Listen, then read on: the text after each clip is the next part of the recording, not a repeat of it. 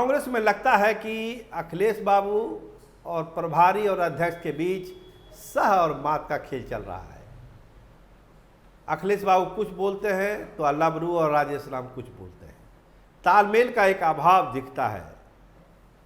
वजह क्या है इस पर भी हम आएंगे, लेकिन फिलहाल जो पिछले एक हफ्ते से गतिविधियां हो रही है कांग्रेस में, उसमें कहीं ना कहीं एक दरार दिखता है, तफरका दिखता है दोनों के बीच में। खासकर चंपारण की सीटों को लेकर, प्रियंका गांधी की रैली को लेकर। प्रियंका गांधी की रैली पहले पूर्णिया प्रपोज थी, वो उठ के आई है मोतिहारी, जहां पर सब लोग लगे हुए हैं। अखिलेश सिंह भी गए थे, पप्पू यादव भी आज वहां पहुंचे हुए हैं। कुछ सीटें हैं चंपारण की जिस पर विवाद है, जिसके बारे में अखिलेश सिंह अपनी अलग राय रखते हैं, प्रभारी और अध्यक्ष अलग राय रखते हैं। मतलब एक तालमेल का अभाव दिखता है इसमें।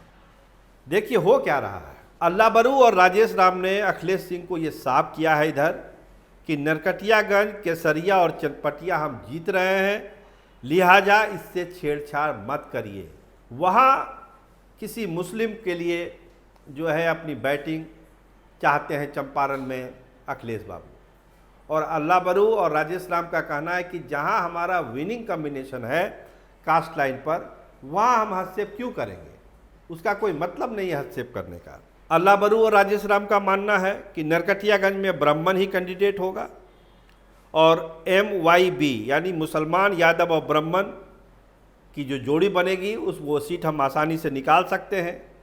केसरिया में राजपूत ही कैंडिडेट होगा, वहाँ पे जो है मुसलमान, यादव और राजपूत एक विनिंग कॉम्बिनेशन है, वो सीट भी हम उस आधार पर निकाल सकते हैं। चनपटिया में अति पिछड़ा बैस ही कैंडिडेट होगा, वहाँ पर MY और EBC एक विनिंग कॉम्बिनेशन है। ये अल्लाह बरू और राजेश राम का कहना है। अखिलेश बाबू इसमें किसी अल्पसंख्यक नेता को घुसाना चाहते हैं। अब कहानी दूसरी हो जाती है। जो हम कह रहे हैं कि चंपारण की सीटों को लेकर एक तफरका है अखिलेश बाबू और प्रभारी और अध्यक्ष के बीच में, वो इन्हीं सब सीटों पर है। चाहे वो चनपटिया हो जाए, नरकटियागंज हो जाए, इस सब सीटों पर जो है दिक्कत है। इसके अलावा अखिलेश सिंह जो कैंप है इन्हीं तीनों सीटों पर यानी नरकटियागंज, केसरिया और चनपटिया में किसी एक पर मुसलमान को टिकट दिलाना चाहते हैं। केसरिया में NDA की विधायक अखिलेश सिंह की स्वजातीय यानी भूमिहार है, इसलिए वहाँ के खेल को पहले ही अल्लाह बरू और राजेश राम समझ चुके हैं और केसरिया के खेल से अखिलेश सिंह को अलग किया जा चुका है, लेकिन फिर भी वो मानने के लिए तैयार नहीं।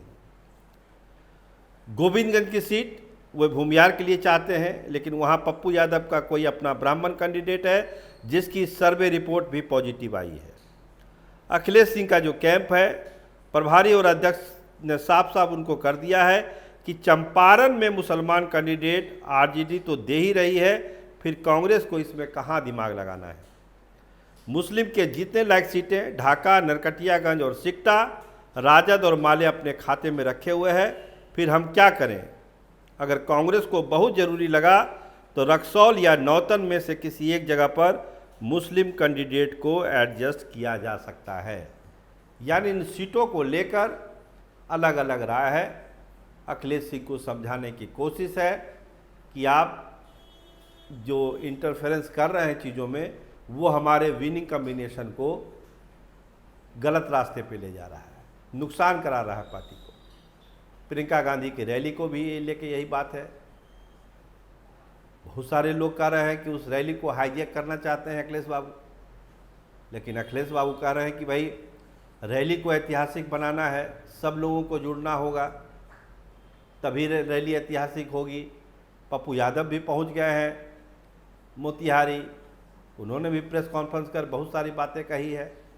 तो कहीं ना कहीं कांग्रेस की सियासत में बहुत सारी चीज़ें ऐसी हो रही है जिसमें अखिलेश सिंह और अल्लाह बरू और राजेश राम के बीच मतभेद है, और इस मतभेद को पाटने की तेज़ी से कोशिश हो रही है। क्योंकि 24 को तो आप जान ही रहे हैं कि CWC की बैठक है, फिर 26 को प्रियंका गांधी की रैली है, तो इससे पहले ये सब निपटे, इसका प्रयास किया जा रहा है।